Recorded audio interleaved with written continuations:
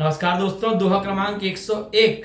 नाथ उमा मम प्राण सम ग्रह किंकरी करेहु, क्षमेहु सकल अपराध अब होई प्रसन्न वरुदेव। सियापति राम चंद्र की जय, पवन सुत हनुमान की जय।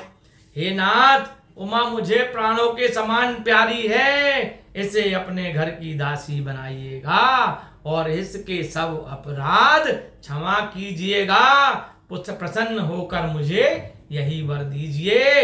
मैना जी ने शिव जी के चरण छूकर कहा। बहुविधि शंभु सासु समझाई, गवनी भवन चरण सिरुनाई। जननी उमा बोली तब लीनी, ले उछंग सुंदर सिख दीनी। शिव जी ने बहुत प्रकार से अपनी सास को समझाया। वह चरणों में सिर निभाकर घर चली गईं। फिर माता ने पार्वती को बुला लिया और गोद में बैठाल कर सुंदर सीख दी। करेहु सदा शंकर पद पूजा, नारी धर्म पति देहु न दूजा। बचन कहत भर लोचन बारी, बहुरी लाई और लीने कुम्हारी। मैना जी ने कहा कि तुम सदा शंकर जी के चरणों की पूजा करना, यही स्त्री का धर्म है। उसको पति के सिवाय दूसरा देवता नहीं है। यह वचन कहते कहते उनकी आंखों में आंसू भर आए और उन्होंने पार्वती जी को छाती से लगा लिया। कत विधि सृजी नारी जग माही, पराधीन सपने सुख नाही। भय अति प्रेम विकल में तारी, धीरज कीन कुसमय बिचारी। ब्रह्मा जी ने जगत में स्त्री को क्यों रचा? पराधीन को सपने में भी सुख नहीं मिलता। प्रेम के कारण पार्वती जी की माता बहुत व्याकुल हो गई, परंतु उचित समय विचार कर धीरज धारण किया कि यह उचित समय नहीं है व्याकुल होने का। पुनि पुनि मिलत परति गही चरना, परम प्रेम कछु जाई ना बरना।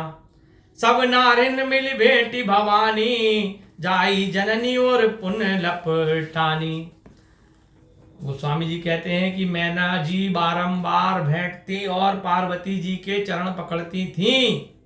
अत्यंत ही स्नेह है, कुछ कहा नहीं जाता। सब स्त्रियों से मिल भेंट कर भवानी पार्वती जी फिर जाकर माता के हृदय से लिपट गईं। जननी बहुरी मिली चली, उचित आशीष सब काहू दई। फिर बिलोकत मातु तन, तब सखी ले शिव पही गई। जाचक सकल संतोषी, शंकर उमा सहित भवन चले।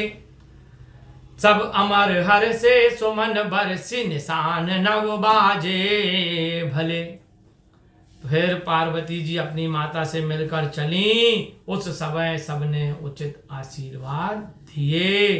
पार्वती जी बारंबार बुनकर फिर कर अपनी माता जी को देखती थी। तब सखियां उनको शिव जी के पास ले गईं। याचकों को संतुष्ट शिव जी कर पार्वती को साथ ले अपने घर को चले। सभी देवता प्रसन्न हुए और पुष्प बरसा कर बाजे बजाने लगे। बोलिए राजा रामचंद्र सरकार की जय।